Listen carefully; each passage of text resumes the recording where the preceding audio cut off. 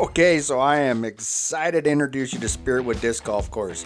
Before we get started though, right there at the left hand side of the start pad for hole 1, you notice there's like this little wall right there with the course information posted on that wall and stuff. There's also an area where you can submit at least a $1 donation to play on this course. Now what that $1 donation does is it helps to maintain the beauty that this course is.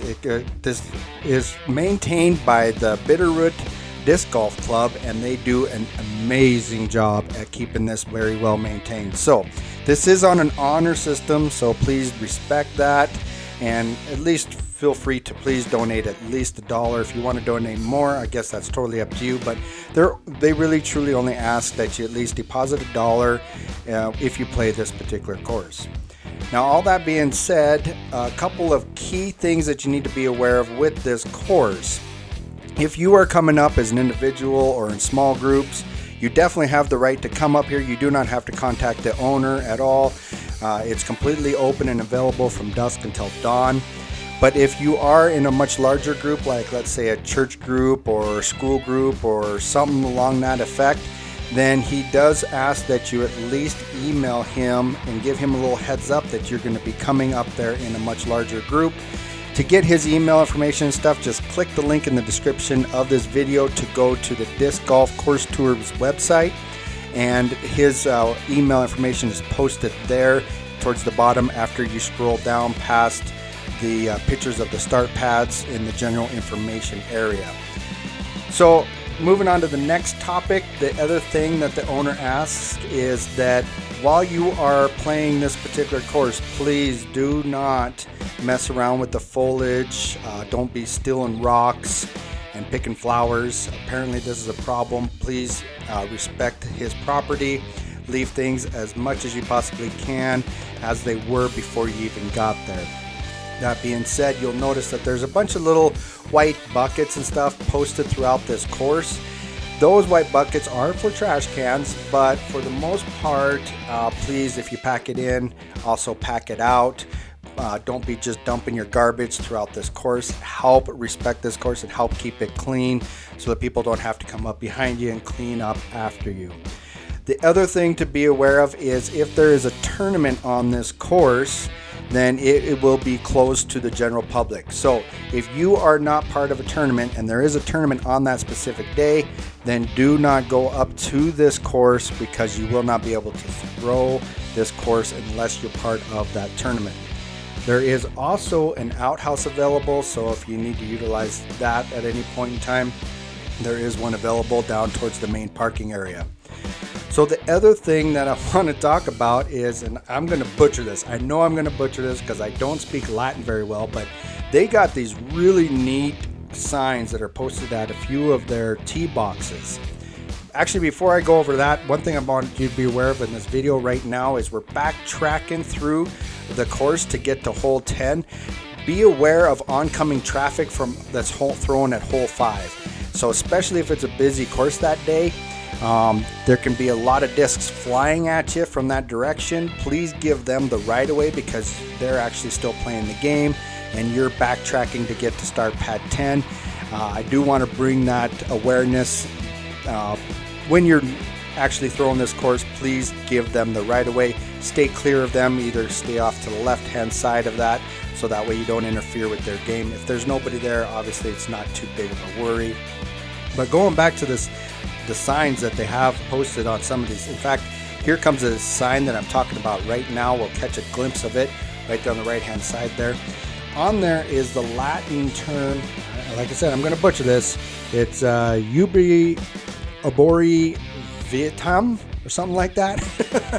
Well, Nick, the owner, was telling me that actually stands for, what that means is this is where the trees live.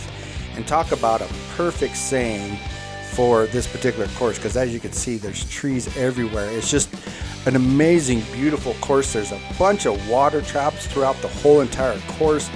The time that I shot this video was during the springtime, so the water was definitely running higher than it probably is closer to, when you get into the fall.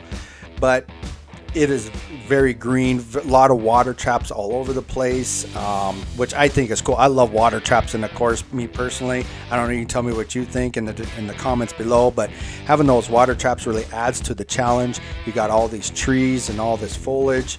Yeah, I love this course, and they were so creative. I don't know if you remember seeing this a few holes back, but they even have a few baskets that hang from the trees instead of are actually, sitting on the ground or cemented into the ground.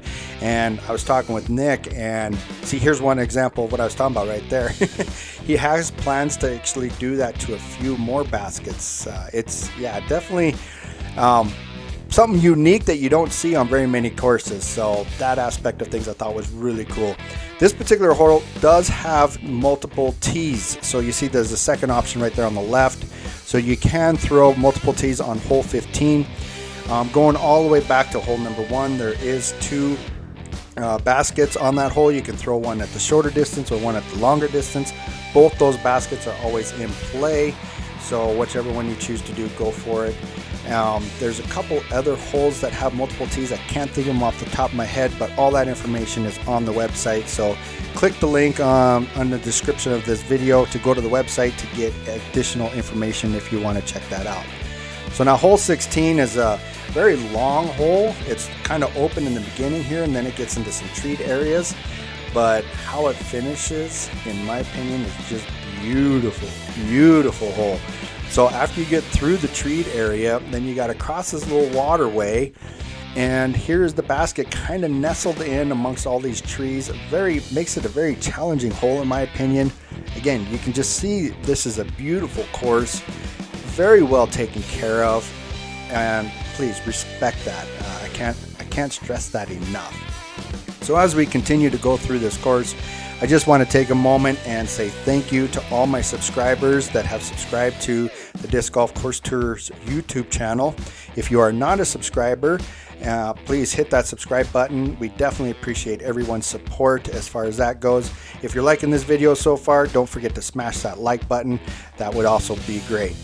Now, as we continue down through this course, just a little bit of awareness, this is actually a 22-hole course. So it's a little bit longer than your standard 18-hole course.